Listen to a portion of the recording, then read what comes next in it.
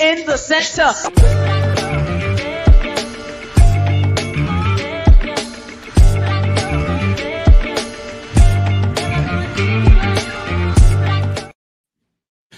Ooh-wee. I always love that jam. Right. What's up, everybody? Good evening. Welcome to The Center, your place for all hip-hop, no matter where you at. It's all that hip-hop, baby. Man, what's going on? We got a stranger in the building. Who is this dude? Mike Precise. Who is this cat? All time no see, buddy. I'm not a stranger. I'm a casual drop-in. How about that? Good to see you. So, for those that don't know, the Center was created to, not only appreciate hip-hop, but to reminisce its greatness. We came with the terminology, the Center, because remember the Boys and Girls Club or even the Rec Center, where I used to, be on the pews and listening to the hip hop. Is it pews or tiers? What are those things called? The benches. There we go. The benches. Anyway, spitting rhymes, hitting on the furniture, beatboxing. Hey, the Center was where it was at. Well, we like to reminisce and talk about hip hop, but most of all, we want to learn about hip hop from all around the world. I want to see about Korean hip hop, Russian hip hop, French hip hop.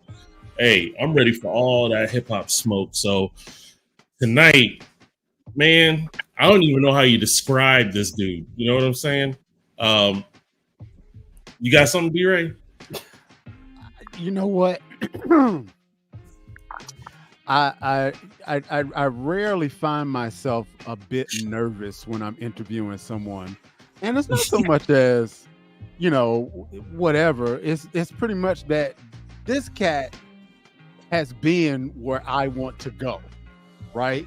That part. And I mean the fact that along with his many accomplishments, he helped produce one of the biggest selling hip hop records of all time. All times. Like legit. As a matter of fact, I believe it's going to be launched into space one day. That's iconic.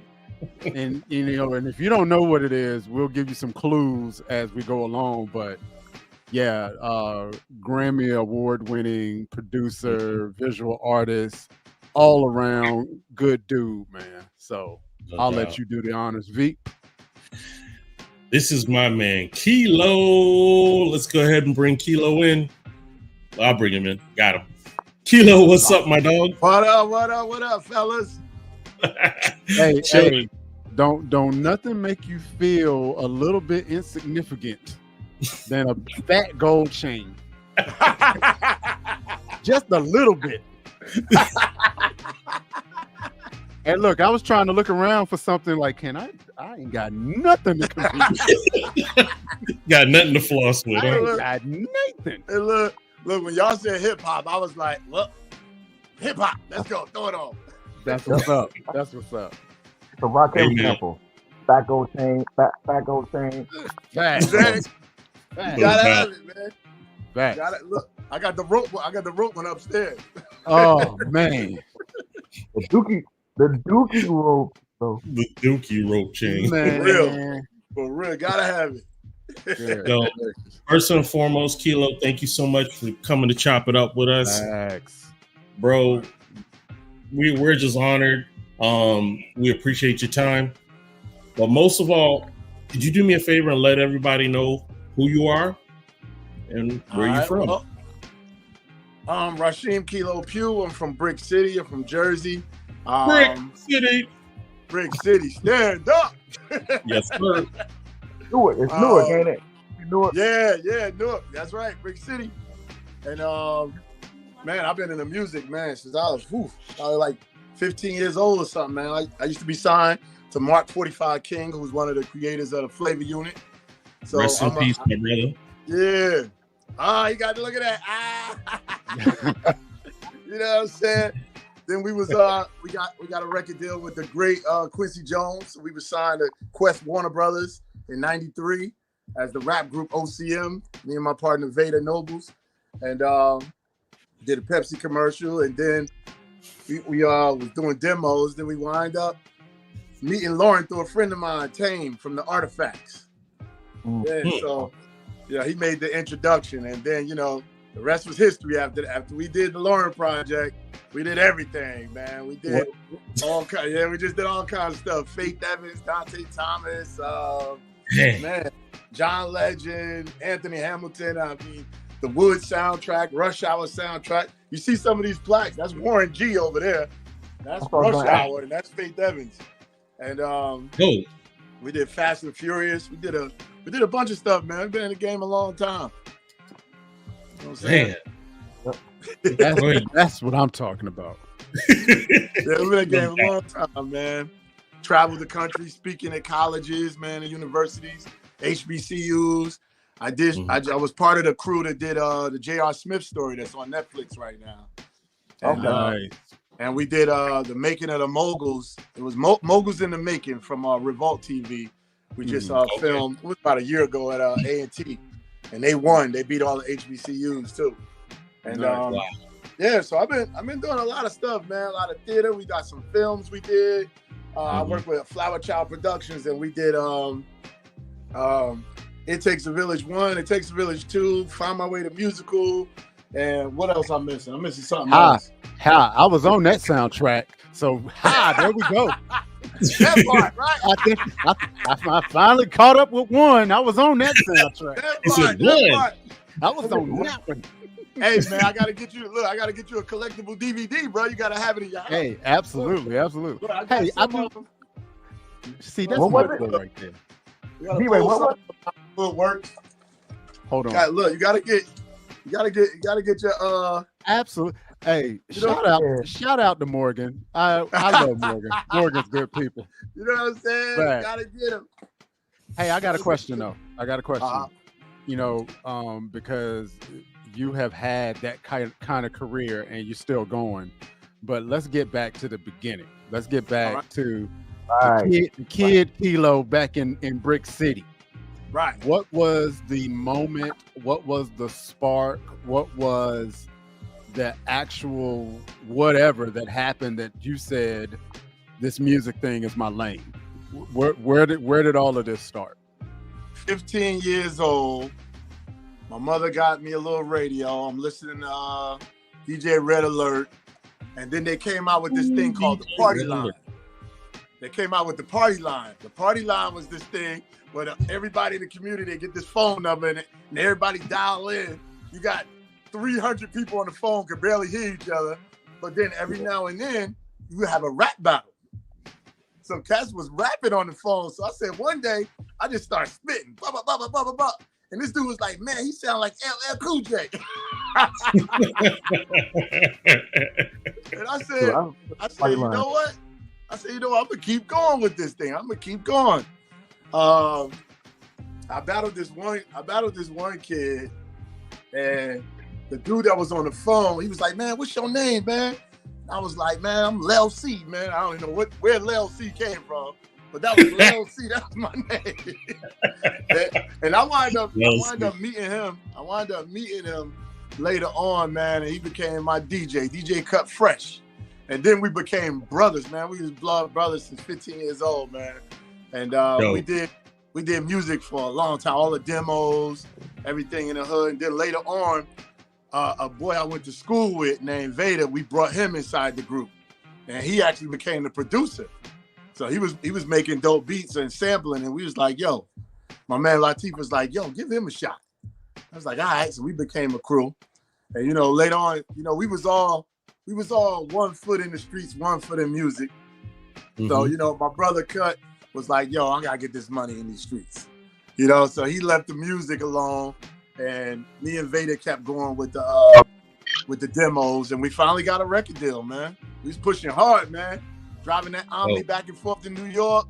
Man, we was watching Naughty, going around the Naughty block, seeing what they doing as they bringing celebrities. They bringing Eazy-E and you see Mary J. Blige and Pepper on the block. I mean, Tretch was like a superstar, man. And we watched, and KG used to teach Vader some of the stuff on our programming, and Kevin Moore and Craig. You know, it was a lot of people around that was inspiring us to keep going. And one day, my man Latif came to my aunt's house. I was staying in my aunt's basement. I think I probably was 20 years old, man. He gave me $1,100. And he said, yo, make it happen. Now you talking about back then, $1,100 was a lot of money. And then Vader boy Adrian gave him $1,000. So we had like $2,200. We started pressing up t-shirts. We pressed up cassettes, and we ride around in the hood, and we had scarves. So we ride around in the hood, and because I still had a heavy connection to the streets, all the drug dealers was rocking the OCM scarves. And it got to a point where Tretch was rocking the scarves. He rocked it in Rolling Stone magazine. So when I finally met Lauryn and I told her my rap group was OCM, she was like, shit, I thought y'all was a clothing designer. Okay, wait. Time out. Because that's twice you done said Lauryn. Oh, no doubt. What are we talking about that Lauryn? Absolutely. Absolutely. Hey, look, there is a I can't speak on it, but there is something in the works right now that's about to take the world by storm. Dope. Bro, you gotta tell us after look, this, I'm gonna say this. If y'all thought that Kanye documentary was good, get ready. Oh boy. Now I got it. Now I got a sense of it, Kilo. Know where you're going with that, buddy. Get ready. So I don't want to hog the entire conversation, but just out of curiosity, do you play any instruments or any? Nah. Yo, this was my instrument in the music industry, yo. Yeah. You would be surprised. You would be surprised. This is my number one instrument, yo. Facts. I'm not even blinking an eye. Yeah, it went into every studio with me, man. That's fact. That's dope. Absolutely. Go ahead, Mike. I know you biting at the bit, brother. Go ahead. Go ahead, bro. Okay. Yes, sir. Man. So, Rasheem Kilo, man. I was across a few bridges from you. I was in Queens. Queens. Mm-hmm. Yeah, and I grew up mostly in Hempstead. So Hempstead, Queens, it's close. Right. And so, it's kind of strange to me how we never crossed paths. We may have, and just never knew. Right. Because I was in a group called the UBC, and we signed to EMI in '89. Wow. And did a quick album and a single, 2 videos. That all that dropped in '90. Wow. And so we had to have been in the same place at the same time at some point, somewhere. Yeah, because I think I did an EMI deal at 1990 with Brian Jackson. Our A&R was Dwayne Alexander. Okay. I remember that name too. Uh-huh. And so it's like, this stuff has been so far in my past, man. I was just telling D-Ray and Troy already GT already knows, but man, I unplugged from hip hop. I just from business wise, right. Industry, not from hip hop itself, because that's just, right. There's a gene, there's like a hip hop, there's a blood cell that's floating around. You can't ever get rid of that, bro. You can't get rid of that thing. No. But it's like, yo, man. I mean, so tell me this: how was your experience back then? Because there's like it's almost like a hierarchy. You know what I mean? When you're coming in, it's like, yeah, you gotta know, you need to know certain people. You know what I'm saying? Right. Okay, like Red and Chuck, chill out, dude. If you could be down with any of them, with any of their two camps, we had our stuff played on both, on on Kiss and BLS. But how was that experience, man? When you first heard your joint, when you first saw your video come on, I saw it. How did that feel? Because I saw your video. I saw your video. I saw everybody with the OCM on and it's rocking. It's like, yo, it was cool, man. You go back to them days and it's like, you had a feel, bro. You had a flavor. It was almost okay. Y'all Jersey guys had a different kind of flow, kind of. Right. To me, it was a little, yeah. It was a different type of flow. It was mad rough, right? I caught a video of you in the studio spitting. Right. It was a time, but that was hard. It was, you talk about stretching them. Right. Yeah, man, it was kind of flash, but it seemed like you came off a little rougher. I don't know, right. Maybe it's just me, but how was your experience, man, when you first heard yourself, and then when you first saw yourself? It's different things. It's different things. When you hear yourself on the radio, great, but when you see yourself on TV, oh my God. Yeah. Thank you. I'm gonna tell you what was real crazy when you go from ignorant to everything to start learning some stuff. Because I was one of those guys where when we came in the studio, we came 20 deep. And then they had to sit us down and say, yo, you got too many people with you. Yeah. You can't bring this many people to the record company. And then your boys get mad. Then they want to talk junk to me. So it was like, I came in. Hang out and chill out time. It's not hang out and chill out time. Right. So I came in really, really like real hood. I came in real hood and all I knew was hood. You know what I mean? So here I am with these executives that's old enough to be my dad telling me, man, you ain't got to curse on every record. You need to broaden your vocabulary. You know what I'm saying? You don't need to hang with everybody. Who's that guy? That guy looks like he gonna start something. Don't bring him to the meet. You know what I'm saying? Like it was a whole, I was like, what is going on here? I'm trying to rap. You know what I mean? And I'm rapping based on the rappers that I was listening to, which was Scarface, which was I love Scarface, Ice Cube, and that's why when you seen us in the video, you seen that we had ponytails. It was like we was from LA. A lot of people thought we was from Cali. When we went to Cali, they asked was we from Cali, and we was like from Jersey, and they was like, y'all look like us. It was. Oh, we got hit with the Matrix. He in the Matrix. We'll give him a second to get that together. But I do have a follow-up question to what he was saying, though. Because it made me think about something. Everybody's experiences are different.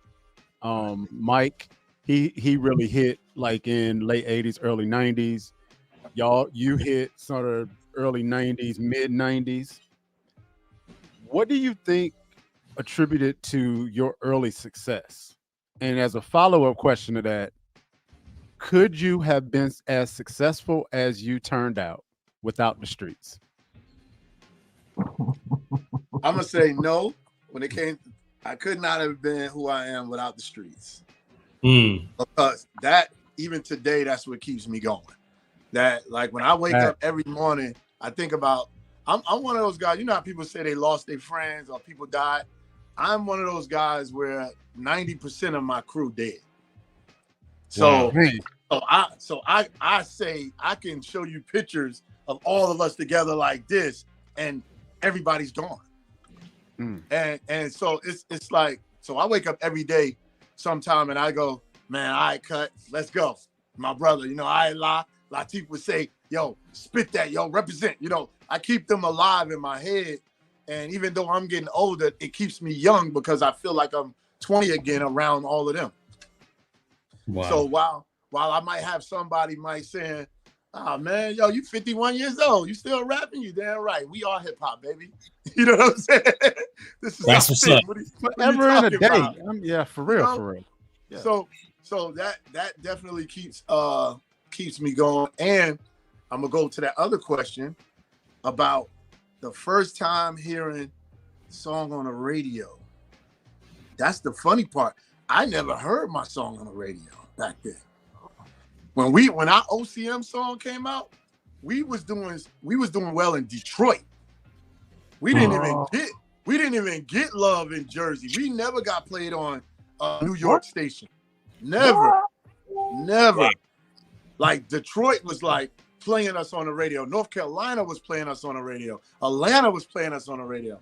We was not up top. They wasn't giving us no love on no radio at all. Yeah, now what we did benefit off was MTV because Penny McDonald shot our video. She worked for MTV. So she got us on Yo MTV Raps. And that thing came on, boy, oh boy. Boy, when you see that MTV, and then it go, watch how you slag. We like, ah. Yo, the hood was on fire. Because it was like everybody felt like they made it at one time. Everybody who had a scarf, everybody who just would be like, what up to us going down the street. Everybody felt like they made it. Yeah, it was amazing. You figure Northie and them represented East Orange, and so when it came to Newark, you had Redman, but Redman wasn't in Newark. He represented Newark, but he was in New York with them. You know, he was in New York, wherever Def Squad was doing. So he wasn't in Newark all the time. So then you had Lords of the Underground. They was from down the hill by the projects. So they had their crew, but they traveled. They was, you know, they had a hit record. They was moving around. We were in the hood every day, even while being played on MTV. You know what I mean? Because we never had, I always say, we had a hot record, not a hit record. You see what I'm saying? We had a hot record, hot to the hood. We have got to unpack that. We have really, I know we got some other stuff we want to do, but we really need to unpack that because there is a difference between a hit record and a hot record. There really is. Really is. But we'll talk about that in the second half. Like when I see Do It All in them, they could go do a show today and everybody will be in the audience like, the funky man.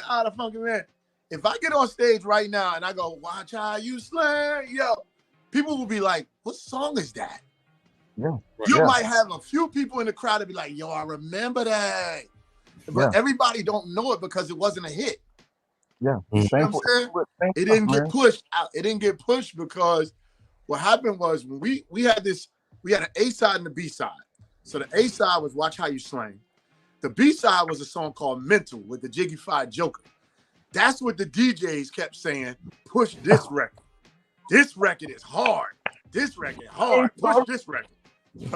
So you see what I'm saying? And then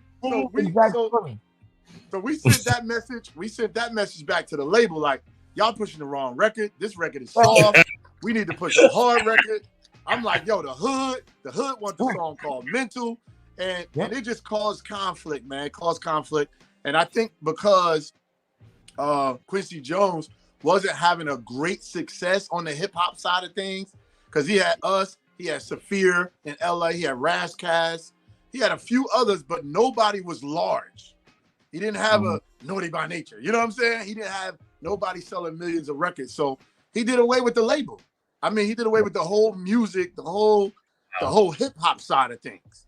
He had his Tevin Campbell and what was her name? Tamir. Tamir. Yeah, he had them, and they had big R&B songs. But his hip hop side, he just gave up on it. He gave up on it. So we didn't even get a chance to drop a second single. We didn't even drop an album. Our album never came out. Man. Like our single came out, crazy. and the video came out, but we never dropped the album. Never came out. With your mind, man, they put the money out to make the product. Right. We did a little cheesy little tour. We did a little cheesy little promo tour. They put money out. Chuck Sellout was saying, "Yo, y'all need to play this other song. Y'all need to rock this other song." The song he was supposed to play, he played it, and he stopped playing it. He started playing what he wanted to play. Right. And other people were saying, and then Red didn't even want to keep playing. I don't know how whatever issues them dudes had. He played a few times and he stopped playing. Right. The main song. So Sellout was still playing the stuff though, but he was playing the other song. He wasn't playing the main song of the video, the two videos that we had. He wasn't playing those. Right. So it was almost confusing. Right. And then EMI didn't know what to do with rap. They had Jazz. They had Jazzo. Jazzo was there before us. And he'll tell you the same thing. They didn't know what they were doing. I mean, because hip hop was still a new thing for these big labels. Absolutely. And then, if you could get them to listen to you and do what you tell them to do, it would be great. But absolutely. And what's so funny that when you think about the Miseducation album, it's almost like a unreleased OCM album. But we were the backbone. Wow. Vader, my producer, my partner Vader was doing the beats. I was back there writing with Lauryn. I was gonna ask. And you don't have to answer if you don't want to answer. What's up? But that lawsuit thing. Hey, how about we're gonna get to that? Because I really wanna unpack some of that, but V, what you got real quick? Because we definitely gonna get to that though. Yeah. Okay. Let me play one of these OG Kilo stories told. Let me go ahead and drop that so we can get a little input. We'll be right back. OG Kilo. OG Kilo, OG Kilo. Walk through the hood, 30s up, that's Brick City life like it ain't nothing. Many try to make ties, get sent home in a box like it ain't nothing. Talk too much, get sliced on the side of your face while you say something. Alhamdulillah, got them bent in the middle of the mosque, yeah, pray for them. If that look nice, take it off, yeah, everything nice is my side. See the struggle, see the pain, see the I'ma get it by any means in my eyes. That's OG Kilo. Used to rob, now he do a job for the people. Change ain't come, still see it ain't equal. Resurrect Malcolm for the sequel. Yeah, I see the way you like to talk about it. Talk a lot, it's too bad the way you say it never happened. Yeah, I see the way you like to talk about it. Talk too much, too bad the way you say it never happened. Yeah, I see the way you like to talk about it. Talk about it. Too bad the way you say it never happened. It never happened. Yeah, I see the way you like to talk about it. Talk about it. Too bad the way you say it never happened. Every story told you're missing. In the county, it's tales of the prison. Telling lies like you got a condition. In a gang, but you hold no position. 30's up, OG spot lifter. Don't sleep, concrete to come get ya. It's no work for the overwork. Residual everything after the dirt. I'm on my Dean like clean him, save him, give his whole life new meaning. He left his soul at a pawn shop. They had to give it back in a gold box. 50 rounds in the front door. Heard a holler, so we bust off 9 more. Cops came, now the whole city uproar. Another story that he told on the jail floor. Yeah, I see the way you like to talk about it. Talk a lot, it's too bad the way you say it never happened. Yeah, I see the way you like to talk about it. Talk too much, too bad the way you say it never happened. Yeah, I see the way you like to talk about it. Talk about it. Too bad the way you say it never happened. It never happened. Yeah, I see the way you like to talk about it. Talk about it. Too bad the way you say it never happened. got a hood dictionary and some friends that died. You try to carry the torch. But the story's never about your life. You the type that never left the porch. Nothing happened, but you call yourself a rapper, so I guess you gotta follow the course. Say you the best till you come around the rest, and a real one test your jaws. Oh, you real loud till you hear another sound, and the whole crew duck like blang. Straight left your chick, the crew you with, you straight Carl Lewis on the grand. You lost your whip, you lost your chick, you lost your click, and then you lost your chain. Your mouth is split, your heart is took, your story shook, it's straight fiction on your name. Yeah, I see the way you like to talk about it. Talk a lot. It's too bad the way you say it never happened. Never happened. Yeah, I see the way you like to talk about it. Talk too much. It's too bad the way you say it never happened. Never happened. Yeah, I see the way you like to talk about it. Talk about it. It's too bad the way you say it never happened. It never happened. Yeah, I see the way you like to talk about it. Talk about it. It's too bad the way you say it never happened. Man. That aggression. Dude, okay, you know what I appreciate about that? You ain't cussed not one time. Not one time. And the truth of that of that rhyme is powerful. It's just, you know, now everybody ain't got the same story, right? I never battled nobody in my life. Never battled nobody. You know, but you know, I ain't have to watch how I slang because I never slang. I could have. Right. I rode with my boys. You know, we got pulled over. We all got locked up. It wasn't so. Right. But what you were saying, man. I'm sorry, I took over because it's No, you good. I'm just saying, I need that on the playlist. It's a rapper to a rapper. So, dog, I like that. I mean, how come I didn't find that? Wait, how VP get it? I didn't get that. Where'd that come from? You know, remember V got privileges, man. What you talking about? Wait, hold up. Don't do that though. Don't do that. He asked me 5 minutes before coming on. You got any music? Hey, before we continue, V, pay the bills, man. Always. We don't even have one of our artists today. We totally having my man Kilo. So absolutely. Hey, let's keep it moving, keep it going. You got a lot to play. Oh. Hey, salute. Sophia says love the song. Sophia. Hey, so if we're gonna keep going, let me set the stage. Go ahead. It's 1996-97. Talk about how the Miseducation of Lauryn Hill came together from your perspective.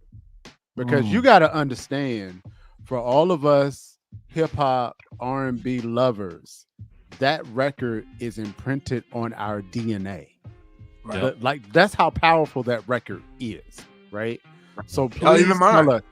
Yeah, facts. So please tell us how that came about and what was the beginning of that record. I can give you the short version because there is already a long form thing in the works. The short version is I was trying to holler.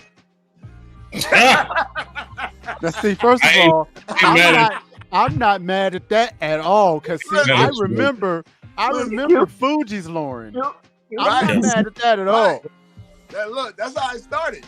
I was watching that chocolate drop. Yep. Look, I was watching Sister Act, and I was like, "Yo, girl, hot. Is she hot?" So then, here come the Fuji's video. I'm like, "Oh, that's that girl from Sister Act. That's what's up." Then I see my man Tame in the video. So I'm like, "Look at Tame." Now I was already in Tame's video. I was in the Artifacts video. They had I forgot the name of it, but I was in the video. I forgot the name of that song. But anyway, we was hanging at my man's liquor store on Clinton Ave. And we used to go there all the time. Now, of course, the street stuff, you know? So we come in there and we sitting in there and we drink it every night. We was literally young alcoholics, really. Like we every day, that was our functional juice. Like I always tell people, I said, you know, everybody got their drug dealing story, right? I was never a drug dealer. I was never good at selling drugs or any of that. I was a stick-up kid. That's what I was. Oh, snap. But but we only robbed drug dealers. That was our goal because they had the money. They made the money all day. So we come at night and we take it from them. You know, that was our plan. But we needed liquor as our strip juice to do that every day. Right. So we in this liquor store and here come Tame coming in. And he like, we all back there drinking for free. And he like, yo, let me get some. And I'm like, bro, hold up. Don't get this dude nothing until he call that girl. And he's like, they're like, what girl? Call that girl from the Fugees. Call her right now, yo. He was like, yo, I can't just be calling, bruh. Call that girl right now. I was like, don't get this man no liquor until he called that girl. You know what I'm saying? He cut the liquor supply. That's messed up. No, we cut the liquor on him. We cut the liquor. So he wound up calling Lauryn. He was like, yo, it's this dude, my man Kilo. They signed to Warner Brothers. They got a record deal. And he trying to holler at you. And I got on the phone with her. We talked for a minute. She gave me a number. I gave her my number. We used to be in the hood going down Chancellor. I pull up 30 cats on Chancellor. They be like, yo, that's that girl in the Fugees. I used to loan her my car. Like, I mean, you know that photo? It's a magazine cover where there's Lauryn, Missy, and it's like 5 female rappers on that cover. Well, I took her to New York for her to do that shoot. I was downstairs in the car waiting for her to come downstairs. So I was literally trying to be her boyfriend. You feel me? And she hit me one day. She threw me with the curveball.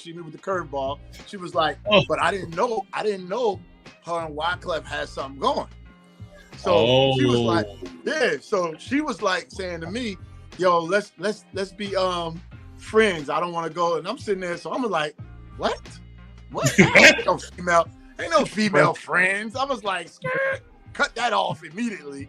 2 weeks went by. She called me. She was like, why you not like picking up? Why you not calling me? And I was like, for what? What's up? You know what I mean? What we doing? And she was like, I value your friendship. Threw me off, man. Now, of course, I'm from the hood, so I'm like, value your friendship? What is that? You know what I mean? Like, I ain't never had no female friends and just a friend. What is this? You know? So I stayed cool with her because I felt like it was different.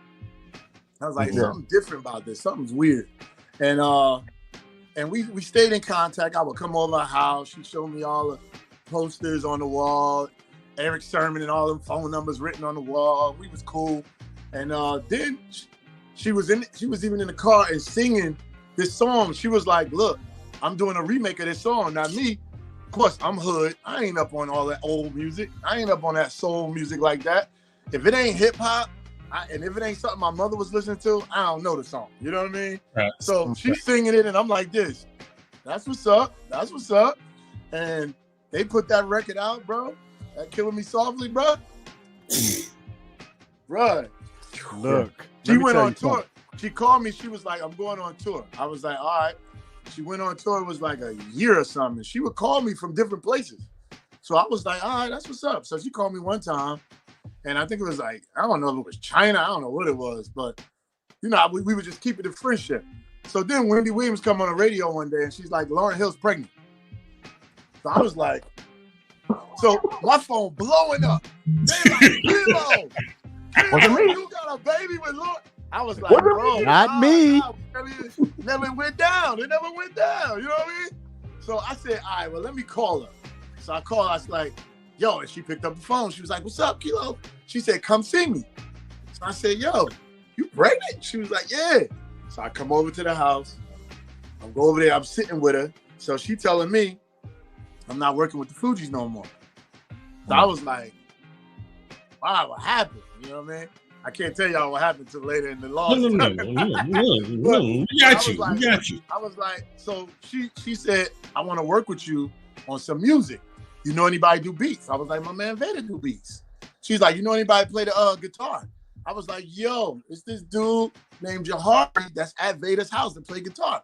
She said, you know somebody play keys? I said, Jahari got a twin brother named Ted who played the keys. And she was like, you are bugging. I was like, yo, I can go get them right now. She's like, for real? I went and got them, came back within an hour, bro. I went to Vader house. Yo, wake up. Lauryn want to meet y'all. Lauryn brought them over to the house. We sitting there, Vader playing beats, Ted showing his skills, Jahari showing his skills. And she says, yo, let's work on, I got these 5 projects that they just paid me money for. And I want to do them with y'all. So we like, all right, and let's see how that goes. So the first one was Andrea Martin, rest in peace. She was one of the dopest songwriters, you know what I mean? Yo, her pen game was God status. Stone stuff, you know what I mean? So we did Andrea Martin. Then we did Aretha Franklin, A Rose is a Rose, rest in peace. True legend. Then we were going to do this rock band. It was an all-female rock band by the name of Edith Wish. And we was working on this record for Edith Wish. And when we was in the studio, Lauryn did the vocals, we sitting up, we writing in the attic, and then we go to Perfect Pair Studios and we record it. Then we go to New York and Lauryn's playing some of the songs, and one of her executives was like, yo, stop. Yo, stop working on these other projects. Start your album. And she looked around at us like, what? And we was like, I thought we was doing 5 songs, And that song was X Factor, bro. That's a heck of a song. It started the album, man. That one song started the album. That's crazy. You know what I'm saying? So I mean, overall, the album took 9 months. So it was like birthing a baby. Wow. Lauryn she had Zion, and I think about maybe 2 weeks later, I had my first son, Kyrie. So I was 25 years old when I had my son, and she had her first baby. And we were like family, man. We were all family, man. And then, a few executives would come around, and they started to whispering, but you'll see that in the long form story. Okay. But it all worked out. The lawsuit is public record, so it is what it is. The settlement, $5.5 million. We were young. In today's time, nobody would have, did no $5 million today. Right. But back then, that was a lot of money. It was 4 of us. Everybody got $1 million, 1.3 million each. You know what I'm saying? So we was young. We were still in our 30s, man. We drove Bentleys and Ferraris, man, living the life. So let me hold on. So we all know, well, most people know about the lawsuit. So I'm gonna go a full circle moment. So there's a DJ in Houston named the Mad Hatter. The Mad Hatter Benny C used to be a DJ in Greensboro, North Carolina, at A&T and 102 Jams. Benny was a friend of mine back in the day. If you go on YouTube, there's an interview that he does with Robert Glasper. Well, Robert Glasper, I was gonna ask you if you did. Robert Glasper basically goes in on Lauryn Hill. Like, he names names, he makes direct accusations. This is basically the Cat Williams interview for Lauryn Hill. Right. Basically. So my question to you is, on the flip side of that whole process, of that whole beautiful process, to wherein this is someone that you pursued and you got friend zoned, but y'all are like family, right? To the point that now you're watching Robert Glasper basically eviscerate this someone that you know, right? And basically to your own benefit. How did that make you feel? Because that's got to be a weird place for you to be in. Right. I'm going to tell you, and for me, it was really weird because even when the lawsuit started, I literally lived walking distance to Lauryn's house. And when it started, the lawyers were like, Kilo, don't go by there. Don't go over there. Don't go there. Kilo, don't go there. Don't go there, Kilo. I was like, look, if there's a problem, I can go to the house. You know what I'm saying? Like, I was literally, 20 minutes from the hood, the South Orange is right down the street from North. So we like, look, we can talk. I know her mother, her father, her brother. We can talk this out. We can sit down and whatever. They was like, do not go there. So it was 3 years that went by that I couldn't even contact Lauryn. You know what I'm saying? 3 years. And when I first saw the Robert Glasper thing, I laughed at first, well, a giggle, like, you know, because all of that, Call Me Miss Hill and all that stuff happened after we were gone. That was her anger to every new person that came around her. Do not try to get to know me. I'm not trying to be your friend. You're going to address me as a hierarchy, and this is what it is. You know what I'm saying?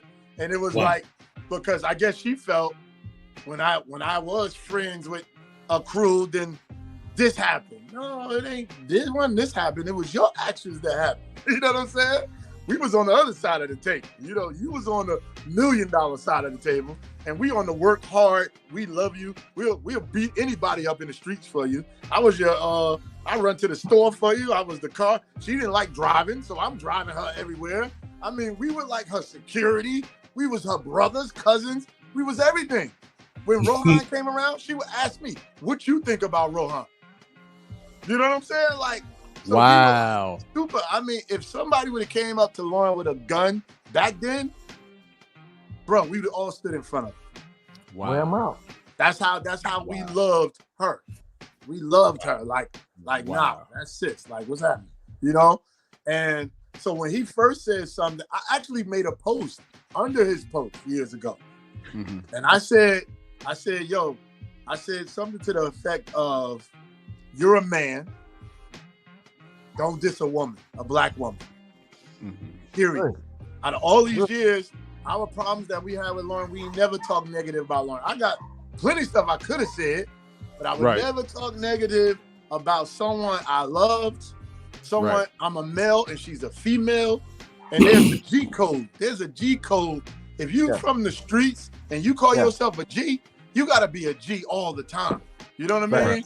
So it don't matter if somebody stooped down to a kid level or it don't matter the levels they go to. You got to stay as a G. You know what I mean? Yeah. You got to be like, yeah, I heard that. Yeah, yeah, that's what's up. And stay there with it. You know what I mean? Right. And you know, and stay in your ground, because the one thing everything turns around. Mm-hmm. I'm going to see her again. She going to see me again, but guess what it's going to be? A hug. Mm-hmm. And then she ain't got to say, why you say that about me, Kia? Because I never said nothing about you like that. Right. Everything I said was public record. You see what I'm saying? And the fact that life is good. Because when you from the hood and you've been through some real struggles in your life, you definitely know what a blessing is. So when you become blessed, in your life, you have no stress. You don't need to talk bad about nobody. So it becomes one of those things where it's like, yeah, I've been through that. Yeah, that was interesting. But, you know, life is good. You know what I mean? I got 5 kids, 3 of them grown and on their own. You know, several businesses, investments, doing the arts, doing all kinds. Y'all see me, I got my little Country Wayne type videos where I'm having fun, clowning. I am, you know, I'm enjoying life. Life, you know? When you get to 51, you at the top of the hill at 50. So then you start going to the other side. So now you're going to retirement. You're going to that rocking chair, baby. So you know what I'm saying? So I want to be invited to the cookout at 70 years old. Call me at 70. Kilo, come through. I'm gonna come through, man. What you want me to bring? You know what I mean? Yeah. That's important to me. Yeah. To be the angry guy. Yeah, nobody wants to be the angry guy. Yeah. Yeah, man. I love the fact that when I talk to people who I dealt with years ago, man, 20, 30 years ago, they say, Kilo, you never changed.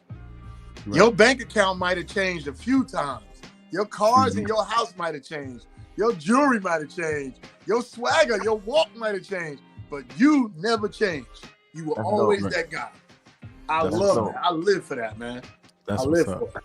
So I got one more question, because I don't want to, dominate the interview. But you know how during like the lockout season in the NBA, it was like a shortened season, and whoever won the champion, I think it was San Antonio that year, they try to put an asterisk beside the championship because it was a half season or it was the lockout season, right? So on the other end of the lawsuit, when everything came out, you got the money, you got whatever, you also got the Grammy. Right. Is there an asterisk beside your Grammy? Or do you just say, if it was, I could care less because I'm a Grammy award winning You know what I mean? What is the? I don't even know what the asterisk is. What is That that? basically means that it's almost like you want it, but Right. you know what I mean? Oh, absolutely. Let me tell you something. I'm. You know how a person go through something? I'm proud of what I went through because the difference for me, from a person who wrote a song, it went out and sold, they made a Grammy, they made some money. Okay, they got that simple success story to tell. But I got a story to tell where we was one of the biggest lawsuits in the music industry, period. Facts. We one of the biggest checks Sony ever cut to a lawsuit. Facts. Then we were advocating for writers and producers all over the world. After that Lauryn Hill lawsuit, a lot of people stopped getting jerked. And a lot of people, them celebrities had to check themselves. They had to be like, oh, wow, that just happened to Lauryn? Oh, wow, maybe we need to pay Jeffrey and pay Kareem and give him his just due for this type of lawsuit coming to us. So we were like some groundbreakers on the fight back tip, you know? So when I look at my Grammy, I say, I look at that diamond plaque on the wall, I look at it and I say, that ain't just music, that's music, that's a fight, that's standing up for what's right. That's 3 years of a lawsuit. That's proving ourselves to an industry and building up your name and being a good person to where your respect is a solid respect. It's like when you shake that person's hand, when people, if you a person that jerk people, you don't talk to me. You don't try to do business with me. You see what I'm saying? Because you going for the prey. You know what I mean? Those type of people, they look for the prey. So when they meet a person like me, they say, oh, this is Kilo, who did X, Y, and Z, blah, blah, blah. He's not prey. That's a lion. Don't play with that lion. You get what I'm saying? If you're going to come with respect for the pride. You get what I'm saying? Facts. You get what I'm saying? Got you. No doubt. Anybody else? Because I'll go on all night. And I'm gonna tell you why I was kind of lost with the sports scenario. I don't even watch sports, bro. Never have. Are you serious? I never watch any sports. Anybody? No, it's the craziest thing in the world. I feel weird today because when I'm here in North Carolina and everybody like, oh, I'm going to the game. I'm going to it's a homecoming game. I feel crazy. I don't even know it. I don't know the sport. How is that even possible? Too much studio. Okay. Now that makes sense. Makes all the sense in the world. It was from the streets to the studio and staying in the studio just all the time, man. Facts. Hey. I never. Yo, when we stopped, we went from. You figure, hood studio trying to get a record deal, years, get a record deal, years, up do Lauryn, up lawsuit. Now we got to prove ourselves, years. Then my partner say, yo, my son 10 years old and I don't even know him. He said, yo, I gotta leave here, man. I gotta go with my family. I got 5 kids. I gotta get to know my kids. And he moved to Florida. And that's how much time we were in the studio, at the parties, at the labels, with the lawyer, with this. It was crazy. I've met almost every celebrity that's a celebrity today. Most of them I sat across the table with and broke bread. Because the one thing about our career, which was so dope, and I thank God for this, we were on both sides of the table. We were artists in '93 signed to Quest Warner Brothers. Then when that folded, then we became, after Lauryn Project, we became writers and producers. So now we in there with the managers, with the label. We seeing what the budget is. We knowing if they're gonna promote and market this artist or that artist about to get dropped. We learning all the secrets to the trade. I did 2 publishing deals, not 1, 2. You know what I mean? Right. So it was like, just seeing all this stuff. Even today, I'm signed to Sony as a writer. Wow. And I got a crew. I got a Facebook group that is writers and producers in there. And we be pitching songs. And I get my own little 15% and I let them get the rest. And we placed one of the songs I sent you is one of the songs that's on BMF. So it was on a BMF TV show. Oh, and, yeah. You got to run that trailer. Yeah. So let's go ahead and run this BMF trailer and then we'll talk some more. Let's check it out. Right. Let's go. Stepped outside like I gotta go get it. Put a team together, now my whole team with it. Raised in the hood, yeah, we deal with the stars. It's time to get it locked, gotta hit the block hard. Who getting paper? Yeah, that's the first victim. He can't get paper if I can't get it with him. I'm first to admit it. If I said it, we do it. It's time to make a name and the whole world knew it. Go. I see him getting money, now I need to get mine. I see him getting money, now I need to get mine. I got a whole plan and I think it's about time. I see him getting money, now I need to get mine. Nobody mess with us, man. That boom bap. Bruh. Gotta have that boom bap. Yo, that's it. I told the producer exactly what I wanted. I said, I need this joint to sound like LL Cool J or Run DMC old school joint. I need that old school hip hop.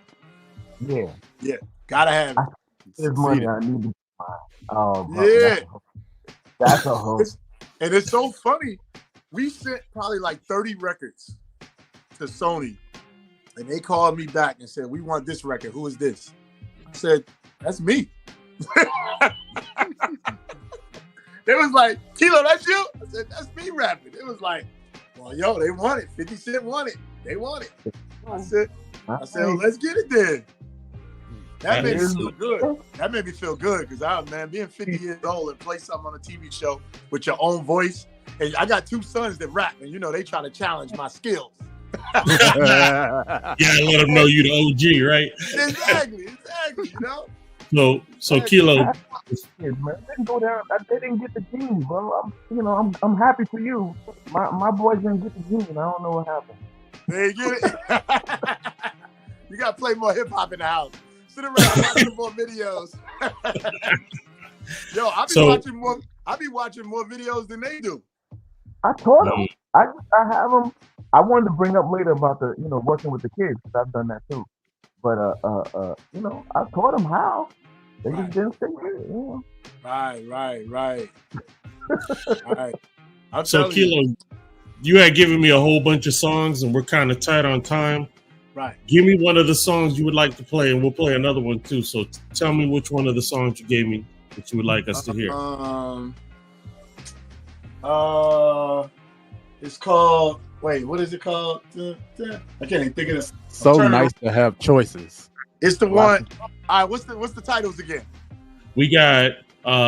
We already heard the Need to Get Mine. We got Project Power Up, Kilo Jump F, Ryder Kilo and Madame, and Freedom. I'm assuming it's free to be me. That's you. Let's go with Freedom. That's me and John Black. Me and my homie right here from Winston-Salem. Let's do it. Let's check it out. You ready? It's a song, you ready? Want a little bit of freedom. Everybody want freedom. They work hard for freedom. Grandma wanted freedom. Growing up in the projects, the pill is hard to digest. Smoke away the choice and drink away regrets. We climbed the 8th floor with no stairway to heaven. The elevator was working, the day would be better. Strong legs you can stand on. You gotta learn to build something you can land on. And if it's conflict, you gotta put your hands on. And if the dream work, you gotta put your mans on. You heard? I learned history, kings down to slavery. Sharecrop mentality, bad cop reality. Brain robbery, celebrating the poverty. Like hood is the best on earth, man, you're lying to me. Reparation, bring the smile back. Gotta gather all the labor from a while back. Get the acres and get a house back. See the ants, that's a smile through the clouds black. We want freedom. Everybody want freedom. They work for freedom. Yeah. Boy John Black. Freedom. What up, Kilo? Yo. What it do, John? So what you mad? Cause the bars we spitting is all live. Evil people deceiving our forefathers. The moment I know now that I gotta be God driven. I listen and pay attention. I'm only here for a minute. You can have anything that you want if you go and get it. Life is too short to be sitting here reminiscing. Man, I was born with desire and ambition. As long as the world keeps spinning, I'm all in it. No limit to what I see, cause I believe in my mind. Every level that I reach, I leave a demon behind. We all different. from God given, this was by design. Don't hate, y'all waiting for a moment to speak. We either marching or we dying out here on the streets. You can watch it all day on a video stream. In the end, it just depends on the way that you lean. Will it motivate change or be something you seen? Everybody want. They work hard for the. Saving up for some. Yeah. Oh yeah. Riding with the top back and the wind going through my hair. Rolling without a care. Cause I know my stimulus check is there. Can it be I have a false sense of reality? You better dig it. I'm still feeling good either way. Today is my day. You understand or overstand? Either way, you better dig it. Buy your own, get your own, own your own for freedom. Freedom. Everybody want freedom. Dream like freedom. It's the American dream, the one. Freedom. Get your own piece of freedom. We fought for the live and die for the. I won't rest till it's yeah.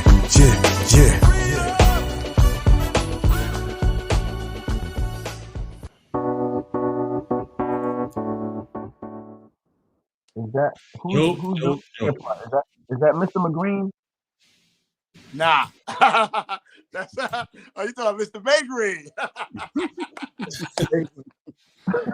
Bakery. That's a whole nother chapter. Hey, look, man. Look, for the record, there's no more 1 hour shows, man. 2 hour shows, man. That's what it is. Hey, we just need to run this until we're done. No, I feel you. We we just try not to lose the audience because the attention spans will be like that. Hey, and you know, this is the one show I could care less who watching. Right. What you gotta do is you chop this mug up, chop up certain little segments and drop it out in sound bites, man. No. I got you. Yes, sir. So it is. Oh, go ahead. Go ahead, V. No, go ahead. Okay. Do you see your music as a way to address societal issues? And if so, how do you approach incorporating these themes into your lyrics? Oh, man, absolutely. I mean, I'm going to tell you what's real crazy. I got songs out there that nobody even knows my songs. Have you ever have any of y'all heard of a song called Miss California by Dante Thomas? Nope. But the crazy part about that is that's a song. It's like a fun song, but that's one of our top grossing songs. More than Lauryn money. Wow. Like that. That's dope. That's dope. That. It is huge overseas. #1 in Germany, France. I mean, UK. It was big. It's a big record. And we got several records out there that I definitely think as a writer you're definitely responsible for the things you say. And I mean there's a time for everything. There's a time for ratchet, you know. When you're sitting with your people and you take a sip on something, yeah, put the Sexy Red on. I need to hear that. You know what I mean? Or you know what I'm saying? Put it like we need to wild out. But then there's a time where you need your Marvin Gaye. You know, you need your what's going on. Because music is like a part of your life. Every day is a different day. So a different song. If you play there's a song for every day that you wake up. You probably got to go 20 years back to get the song, but there is a song. You know what I mean? Right. So I definitely feel like I definitely got to say messages. I try to slip Mickey's even in my rhymes and try not to be corny while doing it. You know? Right. That's just like I'm gonna show y'all this right here real quick. That's just like for years I always wanted a hip hop brand clothing line, right? And this is Generation Hip Hop. Yeah. Okay. I was gonna ask you about the video. Yeah, so that was me saying, I was like, why nobody never used the word hip hop in their clothing brand? And I think, somebody's like, that's kind of corny. It probably look corny or whatever. I was like, it got to be a fresh way to make it look fresh. You know what I mean? And I feel like if you were one of those kids where you went to your mama and said, Mama, I want some Pumas. I want some Pumas. I want some Adidas shell toes. I want a bomber. Could you give me with the fur on it? Can I get a Lee suit? If you were that kid, you created these brands. You made these brands big. And we were the kids. It's from the basement to billions. And we created hip hop as ours. They try to push the narrative that, oh, y'all, you getting old, you too old. Go tell Kenny Rogers and them to stop singing country music. Yeah. Tell them they too old. Go tell them they too old. Tell Bruce Springsteen they too old to sing their songs. Don't hit us with this. Hip hop is ours. So that's why I came up with the brand Generation Hip Hop. That is ours. That's our baby. It's like, all the different cultures are now making money off our baby. They pimping her, but she's still ours. So like you can't tell nobody to go leave your kid because they being bad. You know what I'm saying? Right. It's still your kid. You gotta love it, take care of it, raise it. So that's how I feel. So even when dealing with young rappers, new producers, I talk to them. Boom, boom, boom, boom. It's our baby. Be delicate with it. Don't treat it like this. Don't treat it like that. Yo, you like wearing old school something. Baby, this is what we did. It's nostalgia. This is us. You know what I mean? No doubt. I'm a part of a crew. I thought I had the hat over here. Uptown Car Club in Atlanta. All cars from the 80s and 90s. All cars from the 80s and 90s. Be out there deep. They be out there deep. And one of the owners of, one of the leaders of the car club is Coach K from QC. Yep. So it's like you got hip hoppers. Big Daddy Kane was down there at one of the events. They there. It looked like when you pull up, man, it looked like back in the day, paid in full, man. Look like it's like a time warp. Somebody get Dapper Dan to put a rag top on some of them cars, man. Dapper Dan would do custom rag tops on these cars. Remember that? For real. Yep. Take it and back, you went back to school to learn to officially restore cars? Absolutely, man. I went and did 2-year degree, man. Collision repair and finish technology. Wow. Paint and body work, man. Wow. Classic. Man, I did a 6'4" Impala. I did a 69 Chevy. I got a 1996. I got a 1996 Jaguar upstairs right now. Nice. All black with a red interior. Oh man. So you ever think about wrapping a car? I did, but because I'm a painter now, I'd rather paint something funky. You know what I'm saying? Okay. I'd rather paint something, show you my paint skills. You know what I mean? Yo, you got any graffiti writers in the camp? Graffiti writers in what camp? What camp you talking about? And like, okay, so in your design, in your design, your gear, even the cars, dude. Remember the Look, let me show you something. Look, let me show y'all something real quick. This is my basement, right? Look. This is my basement. Look at the floor. Oh, let me see. I'm hitting the wrong thing. Hold on. Let me see. I'm trying to open this thing up. This is one of them clips that we need to cut out. We go on in. Look at the floor. Ah man, yeah. You see what I'm saying? Look at the art on the wall. That's crazy. Yeah. Art And that's another thing I was going to ask you about. Your work with art. That's your art. Yeah, this is my art. Yeah. You know what I'm saying? Yeah. It's my art on the walls, man. I got a homeboy of mine that is official artist. He's had his stuff all up in Harlem for a long time. I got some other dudes that's graffiti writers, that's old friends. And Okay. dude, it's just to bring that stuff. I went to Rock the Bells. I went to one of the Rock the Bells, and the graffiti guys was in there heavy, and I was like, oh, this is just, I just love this, man. You know, graffiti is everywhere. I'm in Orlando. This dude's bombing trains in Orlando. Let me tell you. Sometimes I want to see it. Yo, you see it, right? I want to just pull over and just go take pictures. I mean, that's what we used to do, man. You just, you see a dope looking Right. piece. You know what I'm saying? I mean, if it wasn't yours, you go and take pictures. Man, I co-owned. I did this painting, and my uncle introduced me to this girl named Monique. She had an art gallery, and I was asking her, what do I need to do, as a painter? So she said, have you ever been to October Gallery in Philadelphia? I said, no, what's that?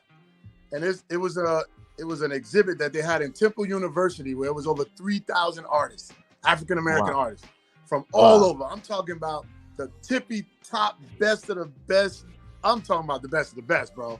And I was like, I ain't even want to be a painter no more. I was like, oh, this is crazy. These guys are off the chain. So she gave me an opportunity. She said, you want to partner with this art gallery? So I was like, yeah. So now I became a co-owner of art gallery. So now I'm meeting all these different artists. And I said, you know what? I want a name in the art world, but I don't feel like I'm good enough to be the best artist, but I need to be the best something in the art world. So I created an award, and it was called the Save the Arts Award. And it's the first award to award painters, sculptors, architects, and photographers. And the first year I had it was in 2010 in Greensboro, and I had some of the top artists in the world come out, man. Larry Poncho Brown, Charles Bibbs, Annie Lee, Leo Rucker. I mean, they came from all over, man. We did it again in 2013, where we had even other artists. We got more diverse. And this award is kind of like the Grammys for visual artists.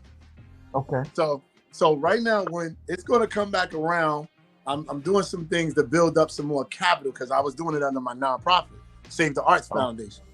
So once I build up some more capital, we're going to go ahead and do that award show again. And I really feel special. I feel special because everything begins with art. Everything. Before you see a building erected, they had to draw the plans out. Yeah. And before they open the doors to the public, they put paint on the walls and art on the walls. Yeah. Everything is by design. Everything. So it was like, wow, being at the forefront of this by being the #1 award show. We still to this day are the only award show that award visual artists. You see what I'm saying? I mean, that don't even sound right. It's like, well, wait, isn't there? No, there isn't. There isn't. Like it should be, man. That's I mean, you got awards for everything else. Yep, we the ones, man. We the ones. We show the love to the arts. What's that? Are you still involved with the African American Atelier?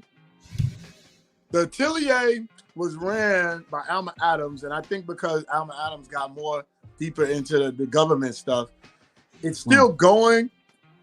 It's not really active in terms of bringing new people in there. I think they have like classes for the youth, but it wasn't what it was. You know what I mean? Okay. And I called her one time, and I was like, "Yo, let me run it." I was like, "I know all of these artists. Let me tell y'all about this project that's coming out. It's a project coming out, and you know what? I should have dropped the trailer in your thing so you can play that. There's it's a documentary called "The Golden Age of African American Art." What? And it's put together by all the legends. These guys that when back in the 90s, these guys were millionaires, man. Because art went through this. Art went through the Renaissance period where they was taking Black artists' art and they were holding it in galleries. You couldn't afford it, you couldn't buy it, you couldn't get to it. Then there was a period of time where these people said, you know what? We got to do our own thing and somehow do our thing. This lady, Barbara Weston, used to have a thing in the mall in Beverly Hills with art on it. Back in the day, you know how they used to sell art in the mall, in the hallway. on grids. So these producers saw these art and was like, let's talk to her. She represents these artists. And guess what? Next thing you know, the artist on Good Times, Ernie Barnes.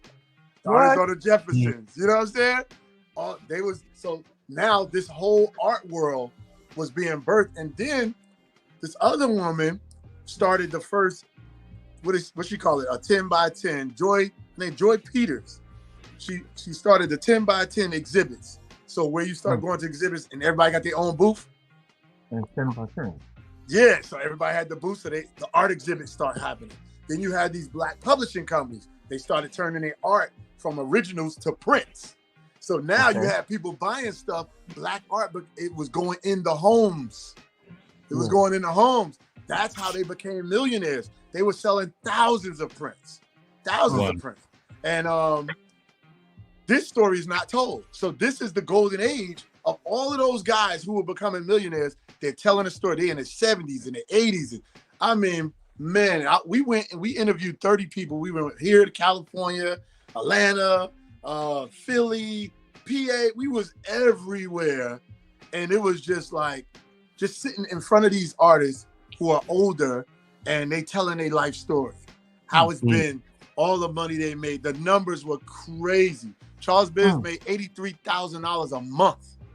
A month. You know what I mean? Off selling prints.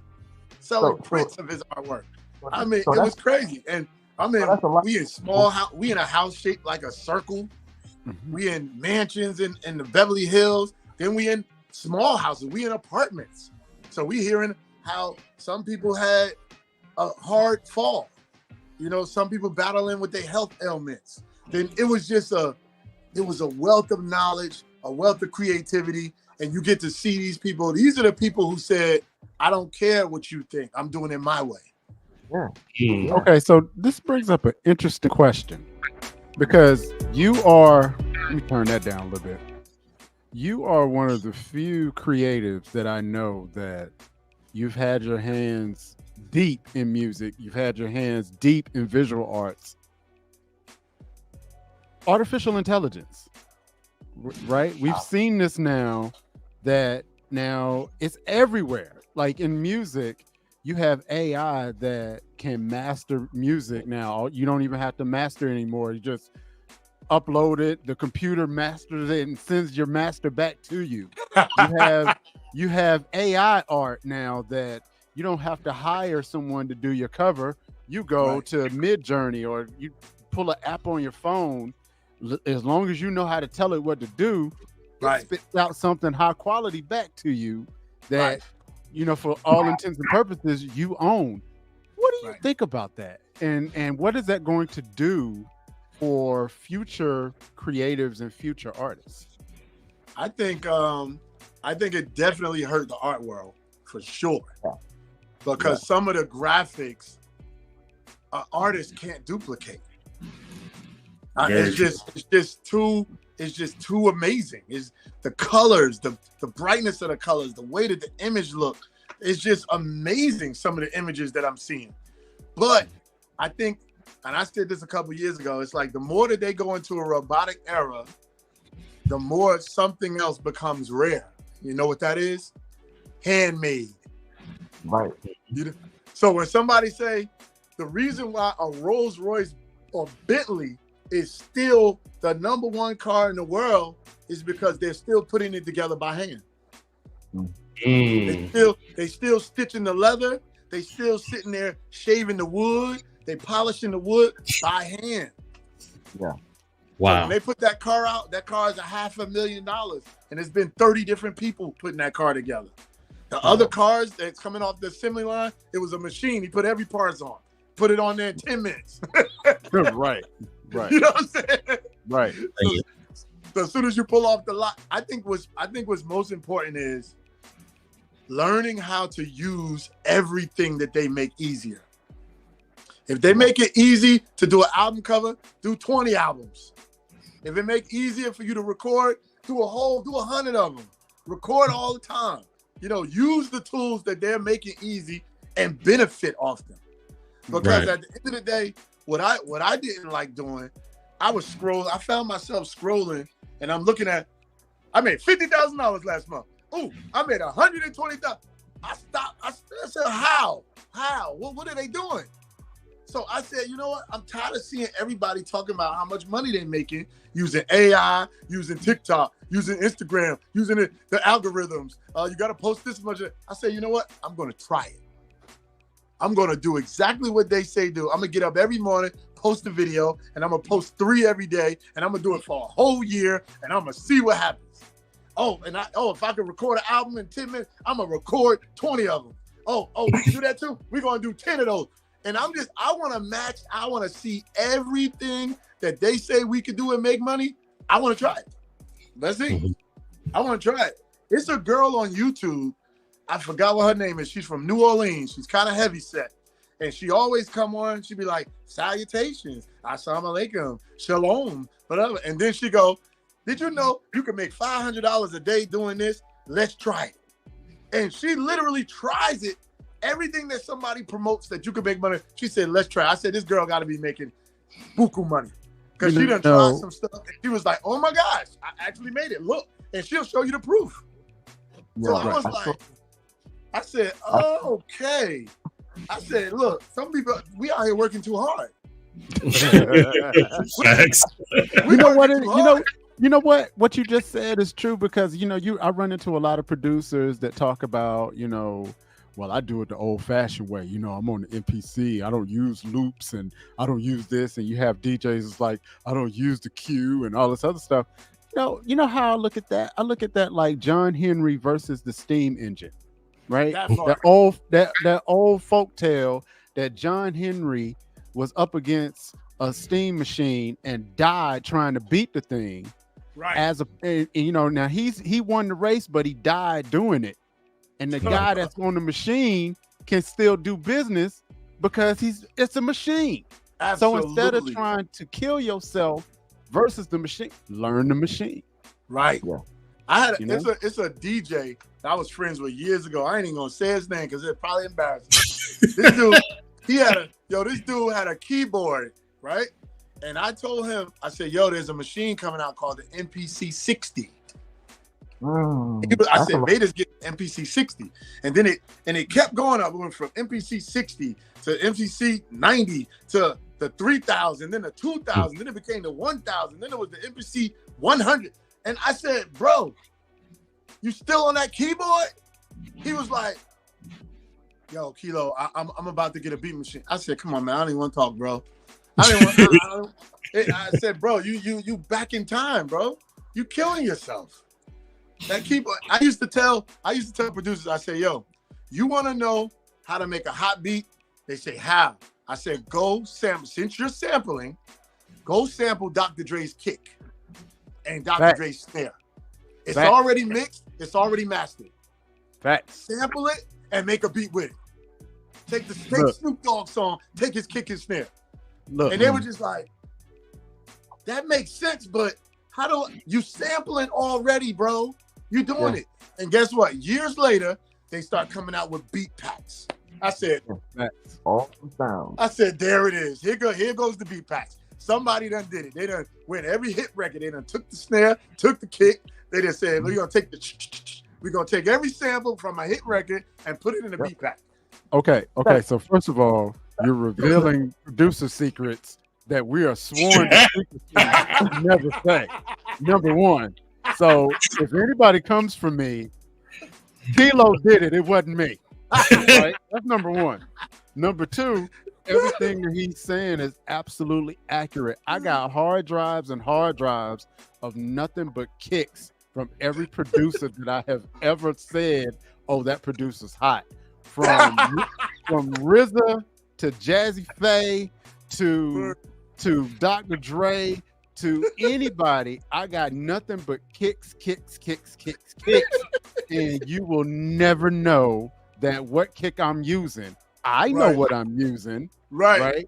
But at the end of the day, that's what it is. And it even goes down to even business. Like when old boy, what's the old boy that shot Megan Stallion in the foot? What's his name? Trey. Was it Trey Songz? Yeah. Yeah, not Trey Songz. Who's Lord, shit Lord have mercy. Trey Songz. Yo, Hey, don't do You that. notice it was with a shrug. Hey, look, the views and opinions of those. Never mind, we ain't gonna do that. But anyway, the dude came out with he was selling the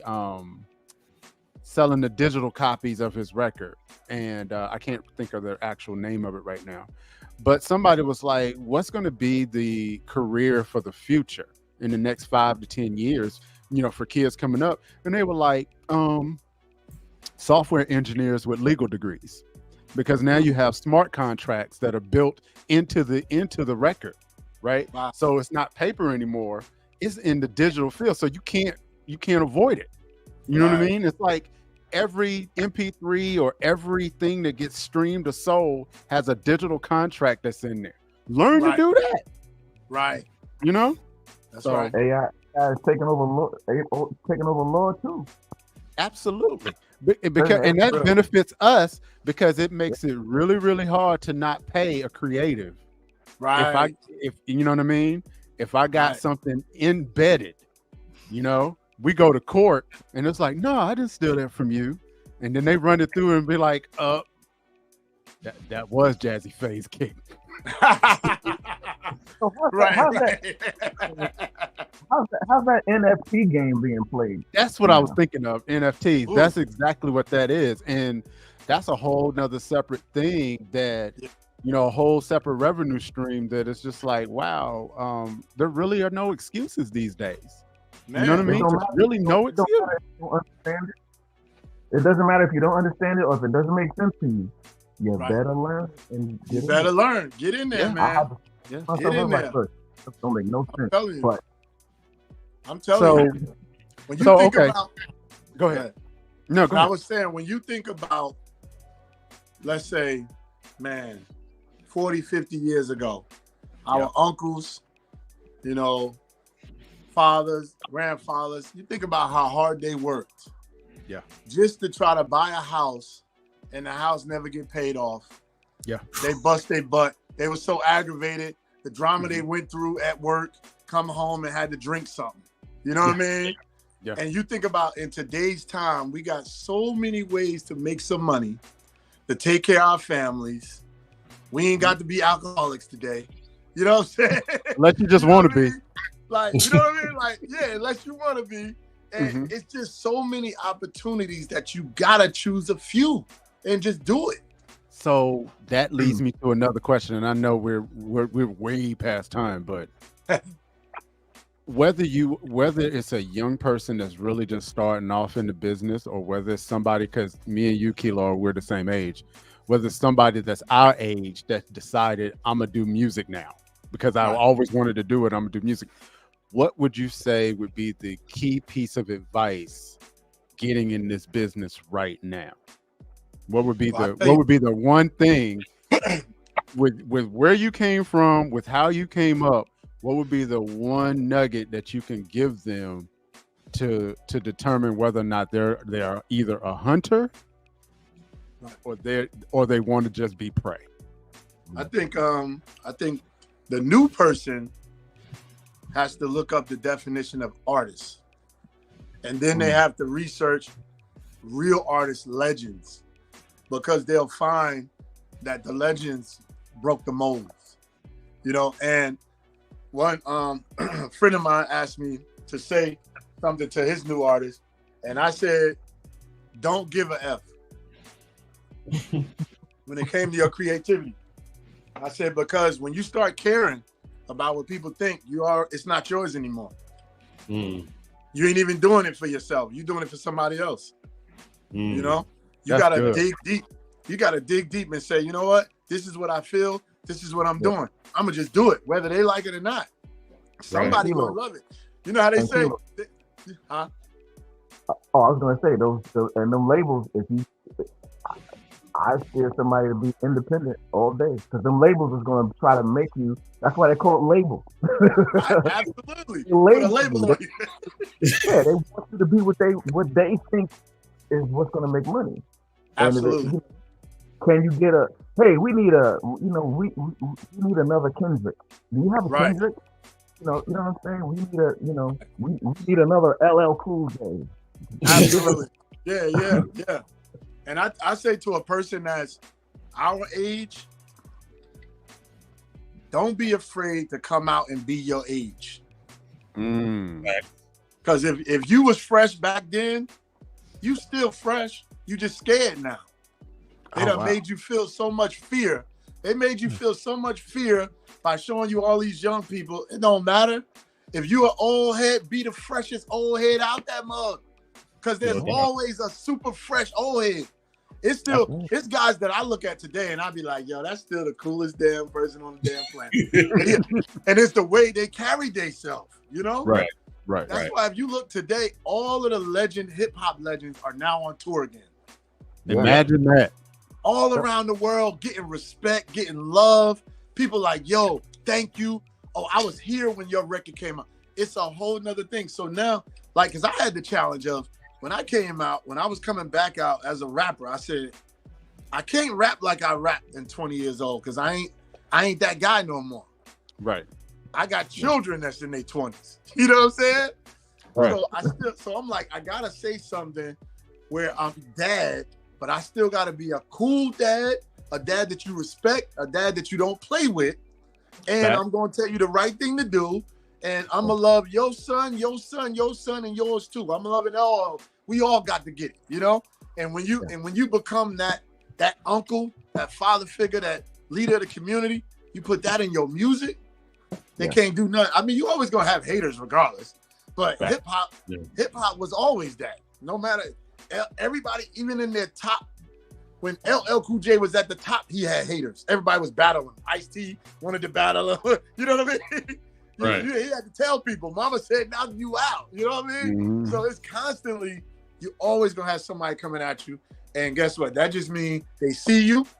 They don't know how to approach you. They don't really know what you're doing. They're afraid of you. So they got to talk against it.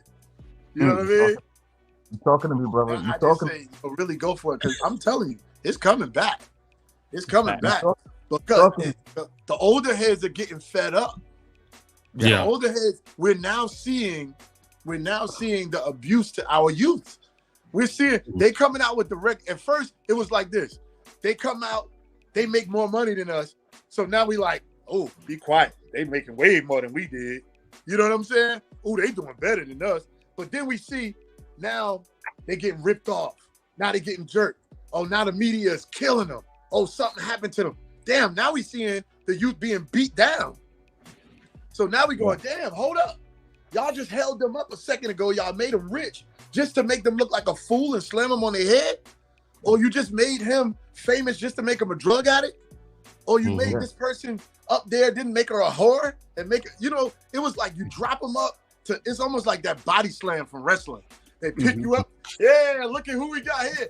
Boom. And then, now let's bring the next one. Bring me the next one. Bring me the, yeah. Lift him up. How many millions we made off this one? Oh, we made enough? All right, cool. Boom. Give me another. And it's like, we're sitting there like, yo, you can't be doing that to our people. These are babies. And now being 51 years old and having a 26-year-old, 23-year-old, and an 18-year-old, and they bring their friends over, I care about them friends. Yeah. So now, to me, when I see a 20-year-old rapper get signed, that's my son's friend in my head.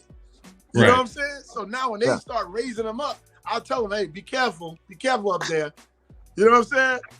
Don't get in trouble the way they slam you on your head. Be careful. Watch the drugs, watch the alcohol, watch who you sleep with, watch who you hang with. I don't want to see you getting shot, hanging with the wrong one or doing the wrong. You know what I mean? So teach them how to think. Pay attention what's going on around you. Absolutely. And even on the business side, like both of you had the story of the record company picking one record and the DJs picking the other. Well, we're in the days now, the public is going to make the hit. You know what I mean? They're going to find you. Right. And the record company's not going to be able to do anything about it. So you're in the perfect position now that if it's time to get out there, get on out there. I was on Clubhouse one time, right? And it was an executive on there, and they was saying, I think it was a Kodak Black song, And it was like, we paid this boy Junebug. Junebug the one to go like this. Y'all all seen him. He'd be like this. You ever see that dude? Yeah, He'd be like, and they had that song, Riding Around Town. Olin Wayne and then step, Riding Around in Town. They paid that boy $1,500 just to do that over and over again to the same song. He'd be out the street. He'd be crossing the street. He'd be in the window doing it. He'd be in the car doing it. He kept doing it. And the song sold 3 million copies from TikTok, bro. And the dude was in Clubhouse explaining exactly how they did it. And they were like, TikTok is running the music industry right now. That's the truth. They said, if you get a hit on TikTok, if you can get somebody to dance on TikTok to your song and it spread, you going platinum. You getting it. Yeah. Okay, y'all know Viva's gonna ground me because we don't went over.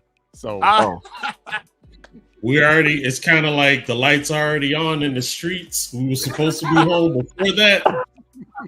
We're gonna earn his ass weekend, so it's all what?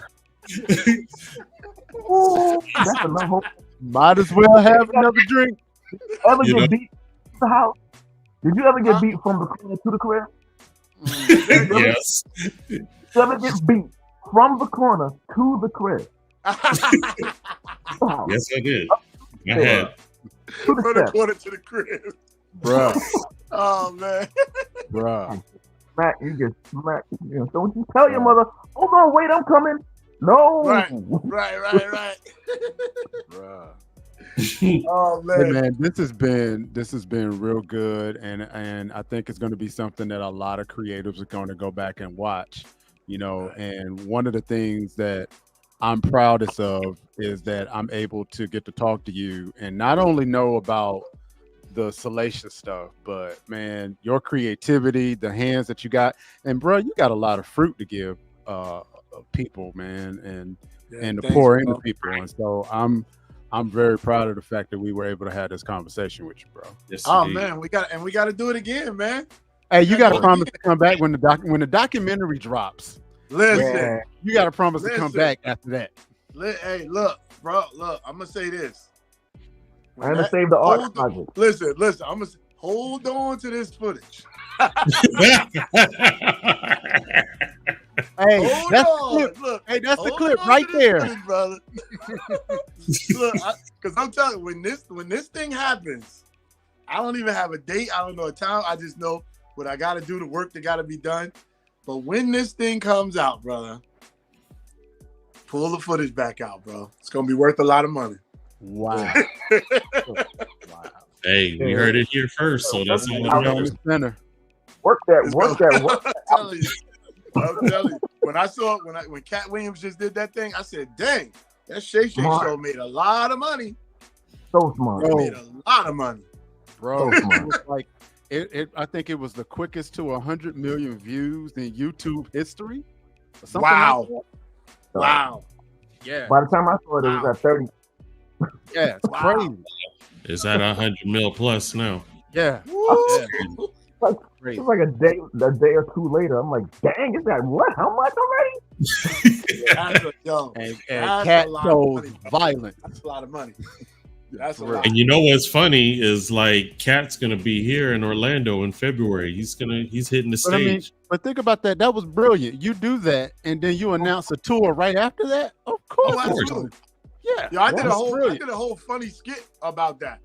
I did a skit where I said Cat Williams' last two his last two comedian friends. And it's like, you gotta watch the skit. It's funny, man. It's a funny one. I saw it. You saw it? I did see it. That was good, man. You go ahead and land the plane, dude. A couple more views. That's mine. That's all me. Huh? I said them couple more views. Two more of them views is me. He's helping you out, no doubt. Yeah, so Kilo, thank you, bro. You got enough material for a show, man. You definitely got enough material for a show. Oh, he's good. Word up. Hey, Kilo, let the people know where they can find you. Even reach out to you if need be. Yo, I'm Rasheem Kilo Pugh on every platform. Rasheem KILOPUGH on every platform. Kept it simple. No doubt. On YouTube, it's Save the Arts TV. Yeah, I was gonna say, yeah, save the art. Save the art. Yeah, we having fun, man. So Kilo, if you can hold back just for a second when we get done, we'll just wrap some stuff up with you. So don't bounce on us just yet. So Mike, cool. Mike, what you got to say before we head out, bro? I say this: it pays to be creative and smart, and have some what the old people would say, stick to it to be. That's an old word. Right. Stick to it. Stick to it. Kilo, I dropped out for a while. I'm coming back in. You were speaking to me. I got some things up here and on paper, and I'm back in the work. And my man to the right there, he's helping me out. And so I got my people. And dude, keep doing your thing, brother. You got the talent and the perseverance that go together. Thanks, man. Hey, man. Hey, come back in the game, bro. Look, you can be down with the Silver Fox crew, man. Word up. They killing it. Silverbacks. I told my wife. Yo, when them boys come. Hey, look, when them boys step out, boy, them girls be looking like, what is going on? Them boys be killing it. I said in 52, I'm going silver. I'm just gonna let it happen. No doubt. Look, I'm gonna start with the Beijing. Hey, look, that's why I keep this hat on. Hat on, bro. Look, I tell a couple people was like, yo, you gonna go all great? I be like, nah, not yet. Because you don't look, we know how we are, man. We don't look our age, man. Unless you succumb to the crack epidemic, you still look all right.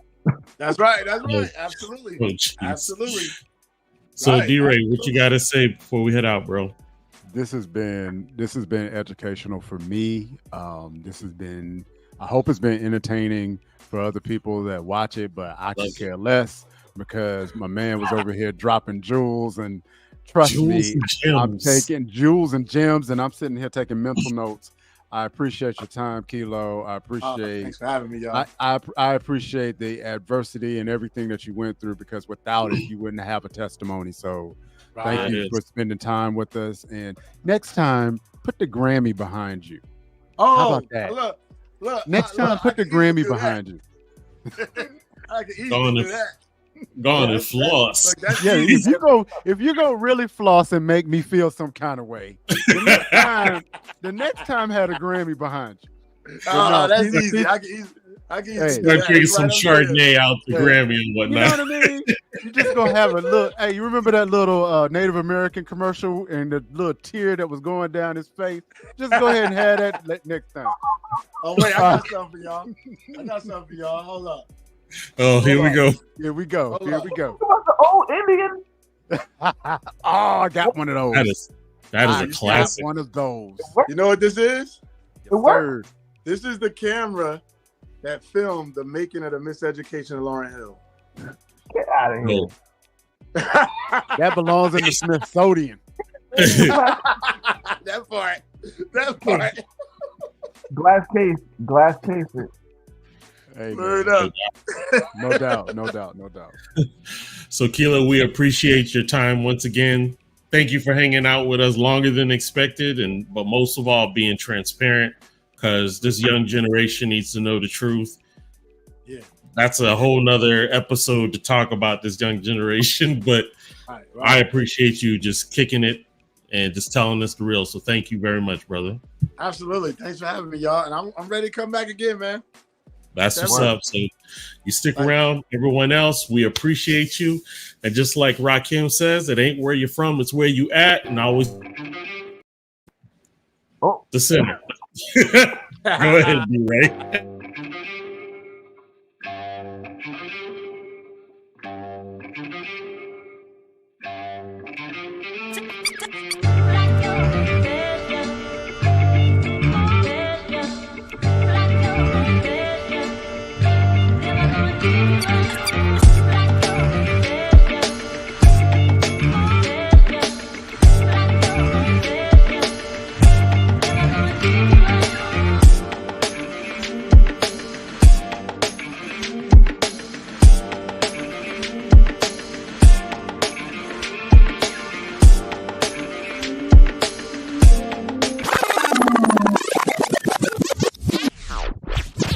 the jam in the center.